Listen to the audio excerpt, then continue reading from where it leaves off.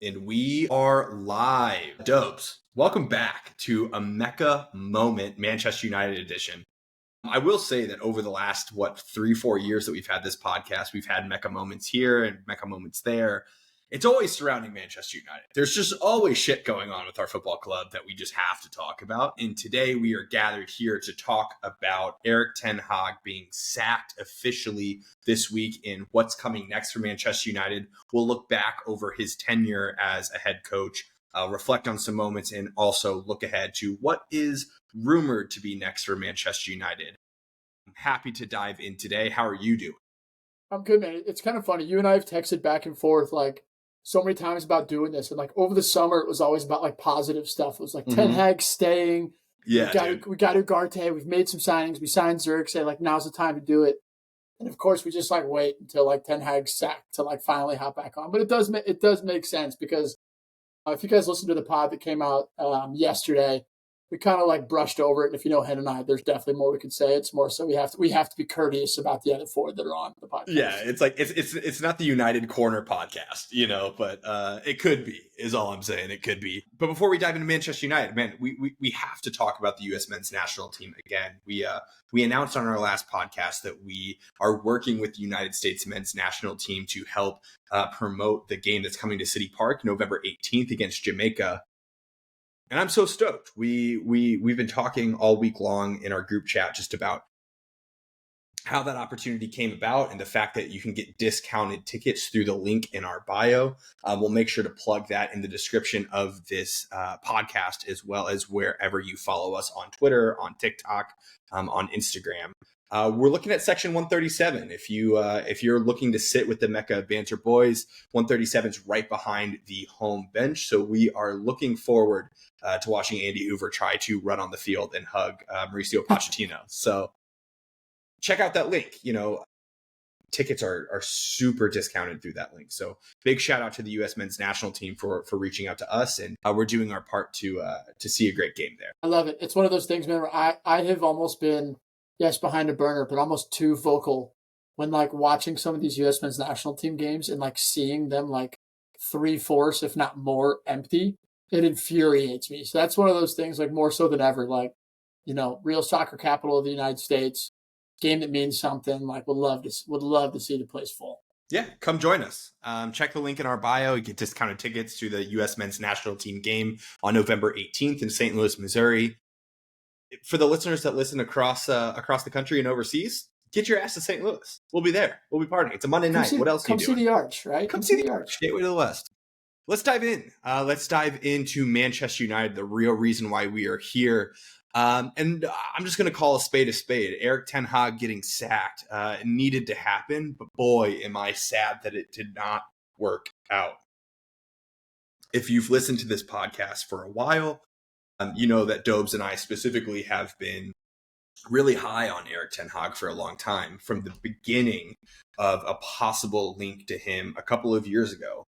We started paying a lot of attention to his tactics and kind of his disciplinary in ways. We have the text to go back and you can see how excited we are about Erik Ten Hag and the fact that it just didn't work out in the long run. Before we dive into what went wrong, Dobes, I'm curious, what will you remember about Erik Ten Hag's reign in a positive light? Because there's plenty to celebrate. So what stands out to you there? I think the biggest thing is obviously you have to go with the trophies, right? Like I just was sort of looking at something, and it's not to just sit here and bash other clubs, but like you look at Arsenal haven't won a trophy in 4 years. Chelsea's going around like 3 or 4 years. Obviously Spurs forever. Like there is so much bad, but I think the biggest thing, and especially like what are you remembered by, like, and even some of those players, right? It's like they can say, and Erik Ten Hag can say that he came to one of the biggest clubs in England and he didn't leave without silverware, which especially, we talked about it on the last episode of the actual podcast. Like it was just, he was a team of moments, and we had, one of my favorite games under Ten Hag was the game against Barcelona, like the Antony finish when Barcelona was arguably at the time one of the best teams in the world. They went to we went to the Camp Nou, got a result, looked really, really good. They came back, we went down, and we just fought and came back and won the game. But that was kind of the story of his tenure. We beat Chelsea, right? We had some massive wins. We beat City a couple times. And I think that's really what it comes down to, Like, I don't think I can sit here and say that we ever really saw Ten Hag play Ajax football. And I think that's what his tenure is going to be remembered by. It's not to say there weren't good moments, but, you know, the reactionary piece in me is kind of just like, yes, I want it to work out, but at the same time, like, I think we can all sit here and say that United fans deserve better than what we've been seeing over the last year and a half, Yeah. But obviously I remember him by the trophies. I remember him by the two wins, beating City, the Manu goal, beating Newcastle in the final as well. Like, two big things to achieve for somebody like him, but it will always feel to me like he left some on the table. Yeah, I agree. When I think back to the biggest moments, that Barcelona game and the Europa League was huge. Yeah, I remember talking about it, and at the time, it was the Europa League game that felt like it should be a Champions League Yeah. game, because Barcelona was obviously notoriously crashed out of the Champions League. We didn't even qualify for the Champions League, and so there are big things like that. That game, I think, was one of the proudest moments I've had as a United fan in a while. And then you have the trophies, just like you said. And I also feel like, generally speaking, there are some games that you look back on that gave me some of my highest highs since Alex Ferguson left. Like, yes, we won the Europa League under Jose Mourinho. I hated watching Manchester United under Jose Mourinho. I hated watching Manchester United under Van Gaal. Hated it. And of course, I think back to the last 10 years, and Ole has that famous night in Paris that will forever live in infamy. But I remember the Barcelona game at Old Trafford. I remember the Aston Villa game last year where Højlund got his first Premier League goal and we came back to win 4-3. The game against Liverpool last year where Diallo scored in the last minute of the game. Like, some of these moments will just I remember when we beat City to win the trophy back in May. I had literally just gotten shoulder surgery, and when Manu scored that goal to put us up, I almost retore my labrum because I just fist pumped so hard. So there's plenty of moments that I think back to, and even you see Garnacho bursting onto the scene, Manu bursting onto the scene, even some of the guys that are no longer with the club, like Omari Forson and Willie Kwambala, those guys came up through Ten Hag, and now they're in better places for their career at the moment. But I'll remember that for sure. But I think there's one moment that really stands out to me as a fan was when he came. I remember, and now it's funny to look back on because it's a meme, but how he gave the interview of I respect Pep and I respect Klopp, but eras come to an end. It was the first time as a Manchester United fan since Sir Alex Ferguson left that I felt that belief. I really believed that he was going to be the guy to bring it.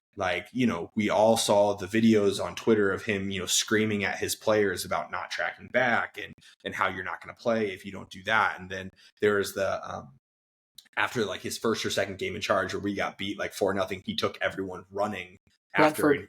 Yeah, he ran the entire 3 hours or whatever it was with the team, and we were kind of fuck that. That's what we need. But of course, it didn't work out. So what went so wrong, Dobes? Why didn't it work out for Erik Ten Hag? I think it's very difficult to pinpoint a single reason, and I think in all of this, when we're saying this, I do think that it has to be said that Ten Hag's not full at blame for a lot of it. He of course is the coach. He has to sit up there in the media and wear a lot of this, but the hard part of this is definitely some of the players, right? And whether it be a mentality issue, yes, that's a coach's job, but that's also, what was the Keane quote he posted the other day? It was good teams, essentially coaches coach the players. It was great teams, players hold players accountable or something like that. And I think that was a big piece. I also think I'd be remiss not to say that Ten Hag came in still under the Glazers, right? Yeah. He did still have that first kind of year and a half under the Glazers, right? He had the Cristiano Ronaldo situation, the Jadon Sancho situation. He had the sale of the club, all while during his tenure as manager. So all of that is outside distraction. And yes, I will continuously say that the Man United managerial position will forever be the most scrutinized position in the world. Not saying that to downplay anybody else, but I just think that when Man United's really, really good, the media doesn't necessarily have a circus that can create. But when Man United is bad, it's just like politics or anything else, right? It's controversy is what stirs up news. And I think that that's kind of the cycle that we've been in for the last 3 years. And I think that part of it is that. I think part of it is just, not getting the players to execute what he wanted to do. Part of that can be injuries. It's like so much of this is the combination of, I feel like, 5 or 6 things that all led up to fans' frustration to, we have to make a change. And I do think that there's certain scenarios where, I almost backed him to a fault, like blindly situations where, like, if you look back at it, like, and you've criticized him a ton, like he's made the wrong subs in certain situations in games. Like, so I think it's very difficult to just pinpoint one specific reason. I think the bottom line comes to the fact that you couldn't get this group of players to play his style. And whether that be, directly because of him, partly because of them as well. I truthfully think that his downfall came from not just being able to steady the ship at all, right? Like we're sitting here, we're talking about the highest of the highs, right? The 2 trophies, the Barcelona game in the Europa League, like beating Chelsea, all of these different things that have happened. It's like then you have to think about like 7-0 to Liverpool. Yeah, totally. Right. Then you have to think about like earlier this year, like 4-0 to Crystal Palace. You know what I mean? 4-0 to Brentford. It's like the highest were the highest of the highs. Yes, it's not the trophies that we want to be winning. But then it's like the lowest of the lows as well. Like 7-0 loss to Liverpool is probably the most embarrassing result I've ever been a part of in my life. Right. And I think that's one of those things where it's just, as a United fan, it's like, you still saw them like the fans like singing Ten Hag's name, right? You saw them singing Ole's name and he got fired. You'll see them, sing the manager's name and back them forever. But I think at the same time, it just gets to a point where it's like, this was supposed to be our year to progress, right? It was, he earned the right to come back this year. This was the year we take a step forward, not necessarily compete for a title, I don't think, but compete for top 4. And we're currently sitting 14th in the table with some pretty bad results thus far this season that just became time, Yeah, it is time. And I think you bringing up the Glazers is a great point. That's the situation he came into, and it's the situation he agreed to. So he knew what he was getting himself into, and it doesn't help when that happens. But over the 3 seasons, it's just the rigidity and the lack of flexibility in adapting tactics or changing. What I can't quite figure out is like preseason is what it is. It's not always the best competition, but you can tell like passages of play. You can tell how we want to play. The Manchester United that I watched this past summer was electric.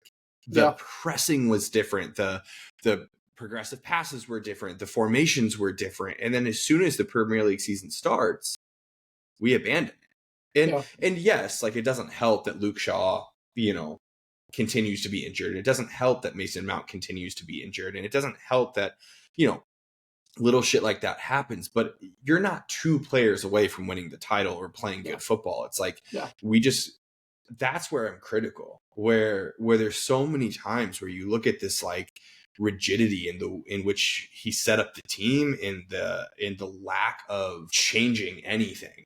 The only change that he ever made was to sit in. And that was like when we sat in against Man City, when we sat in against Liverpool, when we sat in against Arsenal. And some of those results were pretty okay over his tenure. Like we narrowly lost to Arsenal last year when it was like that last minute, winner from Gabriel Jesus. Like we played pretty okay in those spaces, but like that's not how Manchester United needs to play. So I think the writing was on the wall, but I will say like over the last couple of managers, Ole and Jose Mourinho and Van Gaal and David Moyes for sure, before they got sacked, I was definitely on the Van Gaal out or the Mourinho out or the Ole out. Like I was in that space. There was some reason, though, that I just never lost faith that Ten Hag was going to turn it around. I was supported him to the very end, and maybe that's stupid, just like you said, it's blind faith, maybe. But so did the fan base. The fan base was there too, but I don't think any Manchester United fan woke up Monday morning saying, oh, they should have given him more time. They gave him time. They gave him 6 months past, probably when he should have been sacked, and it got worse. I think one of the things I'm like an optimist at heart, right? Like I do, especially when it comes to Man United, I do always want to see the good. And it's one of those like, For better or worse, I still woke up every Saturday and Sunday this year when we played. And I was like, you know what? Maybe today is the day that we can kind of turn things around. And it was one of those that I even think before this West Ham game, it was kind of like, maybe we turn things around. But then it's like the moment we don't score, that's where everything that we have dealt with for the past, 6 months, even into last year, is like, we're going to lose this game. Yeah. Right? And it's hard not to think that some of the players, and yes, they're professional athletes and they should, but it's hard not to think that some of that stuff is contagious. You know what I mean? Totally. It's just you get on those skids and something needs to change. I will say one of the things that I wish we would have seen more, and you see it from the top managers, whether that be Ancelotti does it in his own way, Pep does it in his own way. I'll even say Arteta does it in his own way. Klopp definitely did it. It's the one thing I would have loved to see from Ten Hag more is go on the edge of cocky and confident a little bit. You have to have some swagger, right? You have to have a little bit of that cocky edge, especially when you're the manager of Man United. You have to be like, we're the biggest club in the world. You know what I mean? Because I think that attitude directly feeds to players. I think that confidence within yourself, and I think that's going to lead into Ruben here a little bit because I think he has that attitude a little bit, but he never seemed to have that. Everybody talks about him. He's a very respectful gentleman. He's a great guy. He's very personable, right? Nobody can question, his tactics, his football brain, his ability to understand the game. I think when you're at a club like Man United, you kind of need a little bit of that, Jose approach of just I'm the guy. Sir Alex had it. And yes, that comes from experience and winning. But at the same time, even we won 2 trophies, and you kind of make those snide comments to the media a little bit. But even then, it's players don't buy into that. It's celebrate a little bit more in the touchline. Don't go crazy, but be cocky, be confident, because players feed off of that. And I feel like he lacked in that area just a little bit. And not to continue to bash on him, but Man United, you got to have that. You got to be confident because you're Man United. It just comes with it, in my opinion. And every time that he made those little comments to the media, it always came from a place what it seemed like of insecurity versus 100%. Yeah, 100%. And maybe some of that came from the not speaking English as his first language. He was never a proficient English speaker, and maybe that was part of it. And at some point, it's just your personality as well. And I agree, you do have to be confident. You do have to want to be that guy. But man, you said it too, it is contagious. For the life of me, I'll never understand it of why or how you can be a club at the size of Manchester United and not have the highest performing sports psychologist on your staff. I don't understand it. You can just see it. You can see the lack of belief, the lack of confidence in the players and the manager. As a sporting director, as Sir David Brailsford, how are you, and maybe they are, and we just don't know, but how are you not looking at that group and looking at the manager and saying, hey, we're bringing this person in or this group in to work through confidence and whatever? It's shocking to me. And the issue with so many of these players is they almost seem like, and we'll never know for sure, but it almost seems like they turn on a manager. They stop trying, they stop believing, they stop anything. Ole talked about it on the overlap a couple months ago about how he felt like he lost the dressing room. The last game that he was in charge, he told the guys at halftime that, hey, I'm going to be done after this. And there's plenty of guys that didn't want to even play the second half. That's so fucked up. That's crazy to me. And so then, you transition into today's game, the Leicester City game. It's a 5-2 victory at Old Trafford. Don't get me wrong. It's not like Leicester is Arsenal or Leicester is Real Madrid or Leicester is any club better than Leicester. But 5 goals attacking? I'll tell you right now, I don't know if you saw this today, but under Ten Hag, and yes, it's the Carabao Cup, but as a Premier League opponent, this was the first time Erik Ten Hag, we never scored 5 goals against Never. Opponent. Never, not once. So it's is it the situation again that the players have this player power that has been so frequently talked about around the Manchester United community to get Erik Ten Hag sacked? Or is it something that it was just time? Do you think that the players down tools is what people say, or is it just this is how it had to go? I do still think, and this is just the hunch because there's no way we'll ever know this. I do think that there's a mentality problem within the dressing room, right? Like I do think that you have those. It's like a Casemiro who's literally won it all, right? We had a Varane, and now we have a Delit who had is has good attitude. We have a Licha, but it never seemed to click, right? Like that's the thing that I even say it with some of the high school boys now. It's like when you go down a goal, you need those leaders to just sit there and not even care that a goal went in. You know what I mean? It's like, all right, next 5 minutes, let's go get it back. And it just seemed like, yes, that's Bruno's role as a captain, but it just seemed like we don't have a ton of that. You know what I mean? Just in terms of this group of players, right? And I also think it's the fact that it is contagious. You know what I mean? It's like we're just on this like hamster wheel of like, we're going to keep going. We're going to keep going. Oh, we're up 2-0. But like the last like 4 or 5 games and up 2-0, we've conceded. So we're going to concede again. Right. I do think it's a mentality. And I do think whether he was or maybe he wasn't, like he wasn't, Ten Hag wasn't necessarily connecting with the players at that level or could get it out of them. And, I don't really know. Right. But you have to think that that's at least somewhat part of it. Right. I'm not going to leave the players at fault here or faultless at all, because so much of this is on them just as well. Like I'd even go 50% of this has to be on some of these players. Yeah. Yeah. And, it goes back to management as well and management, not Erik Ten Hag, but management of Ineos and the Glazers you have some players who have been through every single coach since the start of the post-Fergie era. They've been here for all of it and they're still here, and so, yeah, there's certainly not blameless. And as we shift a little bit into what's ahead, I have no doubt in my mind that Erik Ten Hag is going to take some time off of football. He's going to go somewhere. He's going to be largely successful. I really think he's going to go manage the Netherlands. I think that that's going to be his next job. Dortmund. Yeah, it could be Dortmund. It could be Italy. I don't know. Like, I don't foresee him going to a Premier League team anytime soon, but I think he'll re-grab his bearings in another league. And it's funny, like, I wish him nothing but the best, but it was time. I think, question for you, and truthfully, like, I'm trying to get in a habit, and I think all United fans, we have to just quit saying it, but like, this post-Fergie, right? Yeah.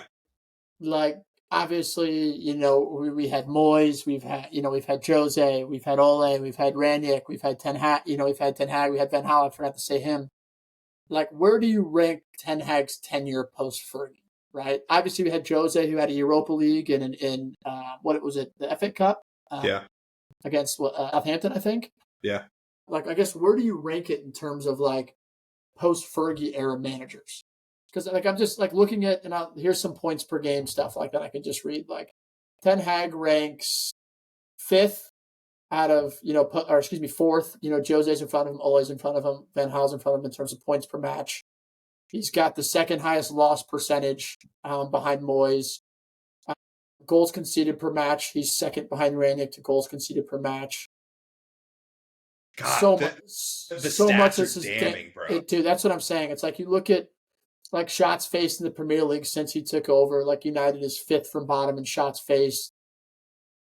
Like this is I think it was like 23-24 was like our worst ever season in terms of shots faced by a Man United team. Like it's just like goals conceded in all competitions, 165. It's second to last. Only West Ham is more. You know what I mean? That's where it's like the highs are so high. And then it's like you look at this, like the stats, and it's just like. The thing is for me, like, I think third.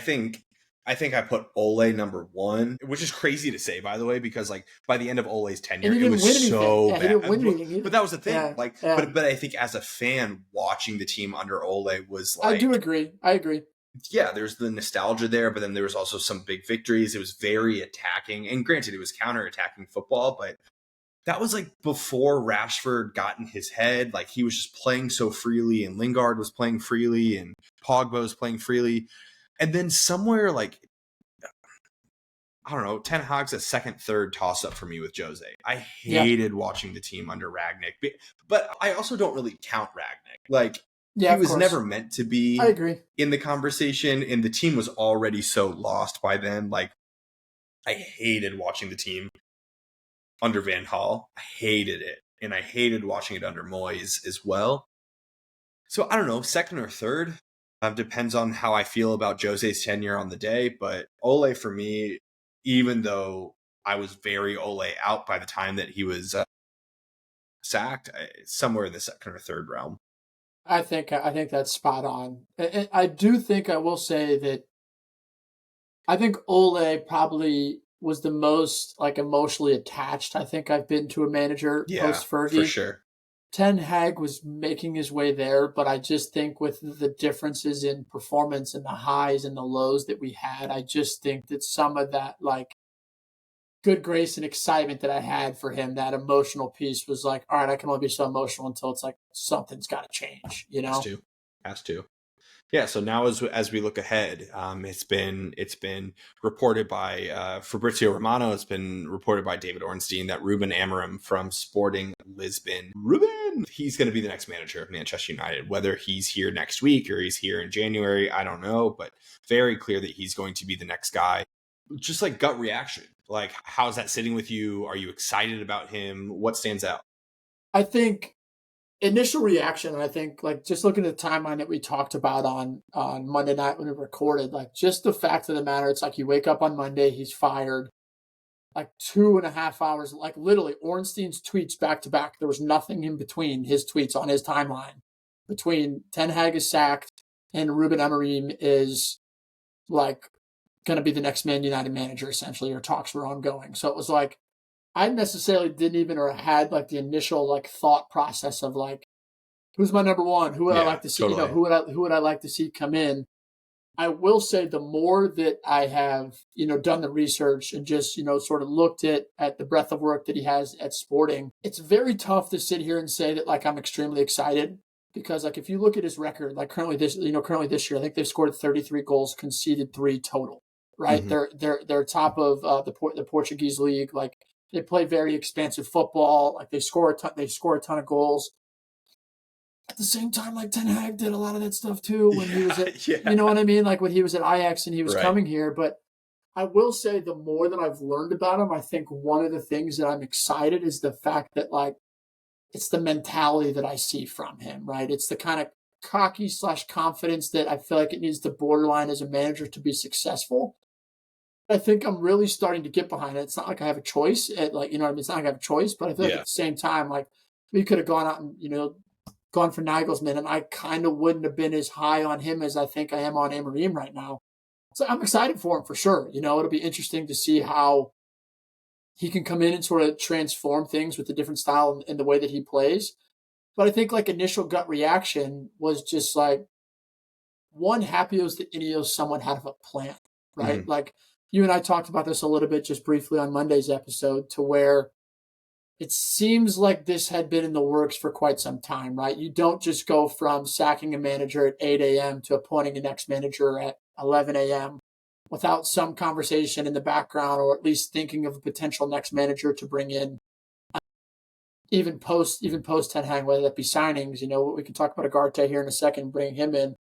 But it just seems like Ineos does have a plan. And, Nick has mentioned it a bunch of different times, like Fox and Barada and, Ineos as a whole in that group, they were always going to want their guy, right? And he's going to come in not having the same thing that Ten Hag did with a little bit of the Glazers slash Ineos. Like he's got Ineos. He's got a proper structure in place to build from. And I think that that's kind of what a manager needs to succeed. Yeah, I mean, I wonder if, not to go back to Ten Hag, but I wonder if like in 10 years, 15 years time, we'll look at Ten Hag's tenure as like the straw that broke the camel's back of like, because of the way that Ten Hag was, that's what got Ineos to come in and the Glazers to sell. And without him, maybe, we wouldn't be able to move on to the success that we hope to have under Ruben. The differences in approach is really different. While Ten Hag had a lot of great success at Ajax prior to joining Manchester United, it was always possession based. It was disciplined. People had defined roles. People knew what to expect of them. Whereas when you look at Ruben's tactics over at Sporting, it's bold and progressive. It's a 3-4-3. It's very different and it's fluid. Some games it transitions into a 4-3-3. Sometimes it's a 5-3-2. Sometimes it's a 3-3-4. It changes all the time. There's a reason why Manchester City was looking at him as a Pep replacement after the season. So the tactics will be really interesting. And I'm curious for you, as you think about this current Manchester United squad, are there any players currently that are with the squad that you think benefit from Amorim coming in and Ten Hag leaving? Well, so I think having done a ton of deep dives over just the past 3.5 days when I should be working, sorry, boss, if you listen to this, that if you look at sort of the way he likes to play, right, it's the three at the back, and all three center backs need to be comfortable with the ball and skilled at breaking lines to sort of support that build up play, right? Martinez is good at that. DeLit's really good at that. And the guy who we haven't seen necessarily in the Prem, like Lenny Yoro, he's really good at that, right? I think the player that truthfully is going to benefit most out of those three is going to be Lenny Yoro. And why I say that is because just at his build, he can play out of the back. He's big and he's pacey, right? When you play three at the back, oftentimes you have to cover those sort of half spaces, right? If you do lose the ball in possession, like that's where he excels, right? If you go just look at his highlights or even look at him a little bit of preseason for United, that's what he's really good at, right? He's really good on the ball. He's really athletic and can sort of make that transition. So I think all three of those players sort of slide in perfect, right? To where I think those three, the Harry Maguire and the Lindelof, like you can kind of make them work a little bit. But I think with those three healthy, that's a really great back three. I think when you look at the two center midfielders, right? So he kind of plays a 3-4-3 with a double pivot, right? So when you look at the DMs, he kind of has almost two polar opposites in the way that he plays now, right? He has sort of that ball winner and sort of that link up player as well, right? Obviously, Ugarte has played for Sporting. The best tenure of his career was when he was at Sporting. He is that ball winner, right? So obviously, I think Ugarte, and that's why I kind of think Ugarte was an Ineos signing more so than he was a Ten Hag signing because he fits with Amorim. And then I also think Kobe Manu, right? I think this is drastically going to affect Kobe Manu's game. And why I say that is because within this structure, right, so much of where Kobe Manu excels, right, is when he gets a little bit forward, he can combine and link up play. And what I think his game lacks is a little bit is in that transition, right? To where his role necessarily with a double pivot, right, he won't be stuck as a lone six anymore, right? He won't have to do a role that he's not good at. He'll have that Ugarte or even a Casemiro who I think can play in there to sort of work in that double pivot role as well. I think if you go a little bit farther up the pitch, I honestly think you can slot Bruno Fernandes into any system with sort of the 2 10s or the 2 8s, whatever you want to call them. Within this, the system, Bruno's going to slide in well. And I also think if you look at and I always butcher his name, but how do you, Gukares or however you say his name, just the Swedish demon. I think that him and Højlund have a ton of similarities, right? So I think those kind of players are able to fit and mold into the system. More so, my concern comes from a little bit of who is going to be sort of those wingers or wing backs, whatever you want to call them, right? I do think Mazraoui can do the role. He's not exactly the best in terms of like driving at players and getting in behind like you have seen some of Amorim's wing backs or wingers do. Delo can do it as well, but at the same time, it's like, depending on how he wants to utilize them, how far he wants them up the field is, I think, they each have their own traits, right? Garnacho's another one who I do think can play that winger role, especially if you kind of transition to him on the left side with it kind of going at a little bit of a four back, right? The low drops a little bit or whoever it is, and he can get a little bit higher. So I truthfully think it just depends on how he wants to set us up. But I do think that those three center backs, I think a Højlund fits the system perfect. Ugarte, Manu. I do think, and you were mentioning it before, I'll kind of let you dive into Mount. There is more of a defined role that Mount can play with his athletic ability in this system, more so than a second striker with Bruno or whatever he was kind of trying to do a little bit to start this year. So I do think we have the players in order to do it. But I think it's more so my lack of faith comes from the fact of like Ten Hag had this group of players and tried to convince them to tactically do a system, and they did not do it. Yeah, totally. Maybe even once. Yeah. So that's where my reservation comes from a little bit. Yeah, that's real. That's real. But to play devil's advocate, like if Ineos was looking at him, even in the summer, they're going to back him. They're not going to back the players. So if the players aren't molding to the system, this is a really, really big signing for Ineos. So Ruben Amorim is going to be here beyond these players because Ten Hag was not Ineos appointment. Ruben is. So Man, out of the players that you just mentioned, I think Dalot's going to thrive in this system personally. I think that he's going to get up and back. When he had that loan spell at AC Milan, he was playing a lot of left midfield and right midfield, kind of in this same system of a 3-4-3 or a 3-5-2 is what they were playing at the time. And so I think Diogo Dalot I think he's going to thrive. The question for me becomes who's going to play on that left spot. Luke Shaw is never going to be healthy, and he's never going to play more than half the games of the season, probably for the rest of his career. What sucks is I think he would be amazing. He'd be so good. He'd be perfect for it. But who knows? Maybe in a year's time, Harry Amas is going to be that guy. But obviously, he's still young. He's 17 years old, and it's a lot of faith to put in that kid. And who's going to play on the left is a big question mark for me. Because I feel like the team kind of picks itself, and you have some backups. I think you have the 3 center defenders that you just mentioned. I think you have Dalot on the right, question mark on the left. Maybe that's where Garnacho plays. You have the 2 pivots of Ugarte and Menu, and then you have Højlund up top. You have Bruno on the right-hand side, and then on the left-hand side, Garnacho.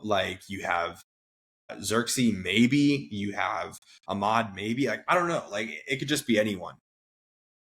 But the Mount shout is really fascinating. Where we were researching and we were kind of looking and going back to when Mount was at his best, which was the Champions League winning side for Chelsea a couple of years back. Mount was playing in this hybrid 10 right wing role, and he was really just known for his athleticism and pressing ability and being able to just be so flexible in a system. Whereas when we saw him for United over the last year, I guess he's played 10 games, but I don't know if that disciplined, you have to play this 8 role, you can't go into this space, you have to be over here. I don't know if that fits his game too well. And so I'm hoping to see a little bit of rebirth from Mason Mount. Granted, he's got to stay healthy, bro. He just has to. And Malacia as well, man. Tyrone Malacia, he could come back into the side and he could play that left side really well. And he could be the one who tucks into a back 4 and lets Lowe go forward on the right-hand side. So there's options there. But what I will say is this will probably be the end of player FC at Manchester United, because everything that Ineos has done over the last year, 6 months or whatever it's been since they've come in has shown us that they're here for business. The people that they've appointed in the back of the house, the people that now they're bringing into the club. You said it best with Ugarte probably not being a Ten Hag signing. Ruben has a ton of experience with that. So I think that that's the case. And then I think some of the guys who I think they kind of picked themselves as well. You mentioned Lindelof, although it is funny. Lindelof and Amorim played together at Benfica. I don't know if you've seen any of those photos. I know, I've seen the pictures. Brother, yeah. It's so funny. It's a young-ass Victor Lindelof with Ruben Amorim. The shaved Lindelof head threw me for a loop. Yeah, that's crazy. When I originally saw it, they were Lindelof and Amorim, and I kept looking at the picture, not seeing him. Yeah, holy shit, he doesn't have hair. Yeah, so you have that. You have Harry Maguire, which I think now's the time to sell him. He has 1 more year on his contract at the end of the summer, so I think now's the time to sell him. He'll go to a West Ham. He'll go to an Everton. He'll go to a middle-of-the-table club. Not saying that we're not, because we're in 14th, but he'll go somewhere and start for them, and that's what he's got to do at this. I do think even because we're not going to sell him in January. I do think that Maguire can potentially succeed in that center back role in a back 3, right? Because you have what will be a Licha or a Euro or a De Ligt that can sort of help you with that cover. So Maguire's one of those that I think that, not that to say his system is built for him, but Sporting plays, I saw something in terms of ranking in Europe. It's the 3rd or 4th highest line of any team. I don't think that we're necessarily going to be able to do that right away in terms of when he comes in. But one of the things, the discourse I've seen that I think we have to mention in terms of him coming in, obviously City City took Sporting's director, right? So they were obviously going to be interested, no matter how much they want to lie. Now they signed for United, they weren't interested. They were interested in him. Liverpool almost signed him in the summer, almost went for him in the summer, but he refused to sort of switch away from his 3-4-3 lineup that he kind of rolls with. I think the fact that people are kind of sitting here being should he change the back 4 with this United team? I think this is one of those things where it's you enable a manager to play how he wants to play. Totally.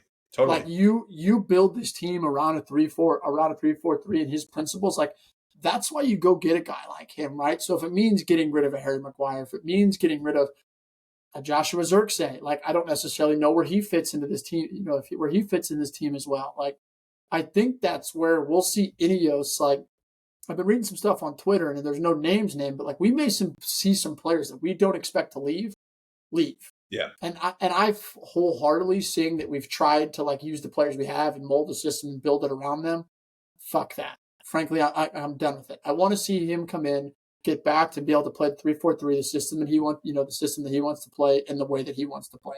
Totally. Yeah, I agree. Now, I have to ask you, what happens with Rashford? Where do you see him fitting into the system or not? Like, how do you see him progressing?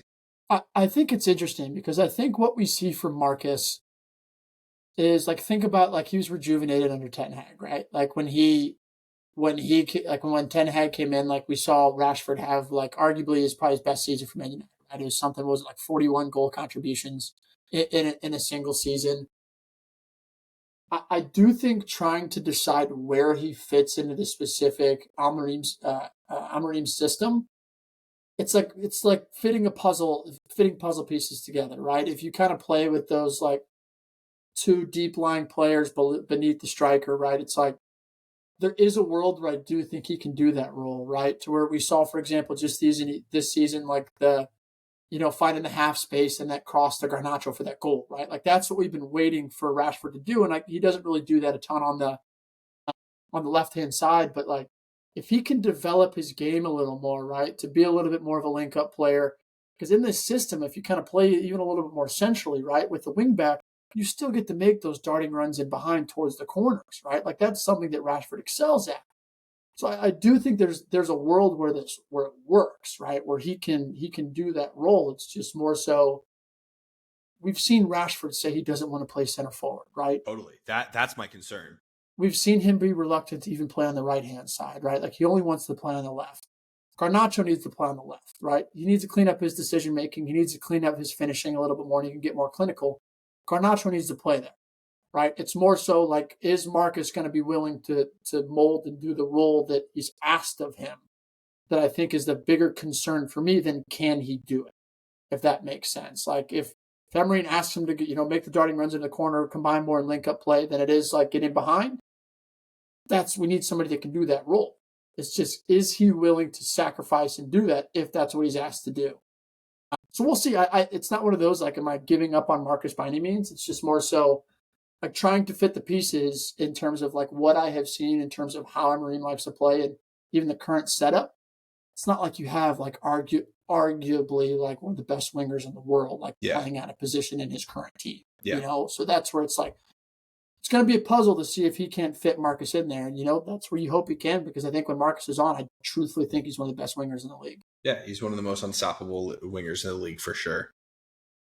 That's been well documented by a lot of defenders of just saying how they hate going up against him. So I guess in closing, Dobes, like we don't know when Amorim's going to come through the front door. We don't know when he's going to get the keys to the castle. We don't know how long Rude's going to be in charge. Way too early predictions. What are your hopes for the rest of the season? Like, is top 4 attainable? Is Champions League spot, like win the Europa League? Like, what are your hopes and thoughts for the rest of the season? I think I want to preface this by saying when Ten Hag originally came in, right, I think we kind of said that he deserves, like, you typically say like 3 or 4 summer transfer windows, right? To clear your team out, get your guys in. What I will say for Amorim that I think a positive for him is going into the season, we've started the way that we've started, right? So like the expectations for him to like come in and to have us go win the league, those are kind of gone. Like he doesn't have that pressure on him to go challenge. I do think that the downside of when he's coming in is that United fans are extremely, extremely frustrated with how the last 3 years have gone. For sure. So I think that's the downside of him is I don't think that I'm willing. I do think we're 2 or 3 years away from challenging, right? We need some clear out. We need guys in that he wants. I think more so what I expect from him, and I think United fans are going to expect to him, whether rightfully or wrongfully, is can you stable the ship? Can you come in and not even instantly but over the span of probably up until like, say he comes in, next week, right? Can you, in the span of like a month and a half, getting us to play a consistent way, right? Can you get us to playing a certain style? Can you implement your principles? Can the players replicate those principles, right? I think that's one of those things we wanted to see from Ten Hag was we wanted to see progression. With Ten Hag, it was 2 steps forward, 3 steps back every single time we had a positive result. I think this is more so, can we continuously build in the right direction? It doesn't mean we're going to go on a fucking 20-game win streak, but that means, can you go to, Crystal Palace and beat a Crystal Palace when you're supposed to beat a Crystal Palace? Totally. Can you play a West Ham when you should convert 5 chances and convert those 5 chances? It's like, can he do that? I think in terms of expectations, the optimist in me wants to say the top 4 is still attainable. And I truthfully really do think that. I think this roster has a ton of talent on it. I think it's attainable. We're 7 points off of 4th right now, 6 points off of Chelsea, who's sitting in 5th. So Europe is a minimum. Like Europa League is a minimum of where I think this team should be. Now, we kind of need instant impact in the Europa League, like because of the way that we started. He doesn't have like time to waste in terms of like, we got to make sure we qualify for the next round and advance. Is my expectation that he's going to win the Europa League? It's probably a little bit unfair, but I think a deep run with this current roster construction, I think that should be an expectation. So, maybe even sneak a Carabao Cup or something random like that. But that's not the expectation. I just think that like there's still a ton to play for in this season. Like 14th, when you look at the table, 14th sucks. When you break it down, we're 6 points off of Chelsea, who's supposedly the best Chelsea side that we've seen in years. If Arsenal are still in a title race 5 points behind City, we're definitely still in a top 4 race 7 points behind 4th. So that's what I mean. And we play Chelsea this weekend. If we win this weekend, we're 3 points off of the best Chelsea team in the last 4 years, right? So like the optimism is there. It's just the pessimist is like, can the players do it? Yeah, totally. And for me, I think success looks like consistency in how we play. Yeah. I do think this squad is talented enough to get to European competition, Europa League for sure. So I think that's kind of the expectation as well, but it's got to be consistent. It's got to be a clear way of playing, and that will mean that we'll drop points at some point. Like I remember when Pep came into City and the team that he had, some of the guys couldn't do it. Doesn't mean he stopped trying to do it. Like, I think that's the thing that I think through the rest of the season, we'll see a huge response from the players. I think that European competition is a must. And I would not be shocked if we sneak into top 4 as well. So I guess top 5 now. I'm looking at our fixture schedule. Obviously Chelsea this weekend, big fixture. This is kind of one of those, it's like, best case scenario, he's in. Where I think I'd personally rather Rude still be in charge this weekend, regardless. But then it's like we play. I'm not even going to try to pronounce this team's name. Pathikaloki, whatever it is. Then it's Leicester. Then it's Ipswich. Then it's Bold Glimt. Then it's Everton. Right? Like there's a chance there. A tie against Chelsea. We go on a 4 or 5 game winning streak, and all of a sudden the mood is lifted. And then you go into that Arsenal game in December, and it's like, holy shit, we're right in this, So there is a ton of, if we can right the ship now, there's a ton of positives we can build on. Totally. Well, listeners, if you've made it this far, we appreciate you. 50 minutes in, and this has been a Mecca Moments Manchester United deep dive coming off the heels of Erik Ten Hag being sacked. Want to remind the listeners of the game, the U.S. men's national team game coming up on November 18th at St. Louis City Park. Get your tickets at a discounted rate through the link in our bio, as we are working with the U.S. men's national team to help promote that game. Give us a comment, the Manchester United fans in the chat. And I mean, even if you're not a Manchester United fan, I know that it's the biggest club in the world. So people are constantly curious about who we are and what we're doing. So come talk shit. Dobes, well done. And we'll talk soon. Cheers, bub.